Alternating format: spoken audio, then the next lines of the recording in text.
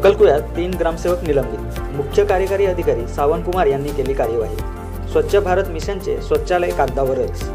नंदुरबार जिल्हा परिषद अक्कलकुवा पंचायत समितीच्या बिजरीगव्हाण ग्रामपंचायतीत स्वच्छ भारत मिशनचे शौचालय प्रकरणी तत्कालीन ग्रामसेवकांवर मुख्य कार्यकारी अधिकारी सावन कुमार यांनी निलंबनाची कार्यवाही केली। बिजरीगव्हाण ग्रामपंचायतीतील 142 वैयक्तिक शौचालये काम न करता ठेकेदारांच्या संगनमताने खोटे जिओटॅग व छायाचित्र काढत पैसे हडप केल्याचे तत्कालीन ग्रामसेवक रत्नप्रभा पाडवी, किसन पावरा, राकेश पावरा यांच्यावर आरोप करण्यात आले आणि यांना निलंबित केले असून बिजरीगव्हाण ग्रामपंचायतचे सरपंच यांच्यावर सुद्धा कार्यवाही प्रस्तावित करण्यात आली आहे।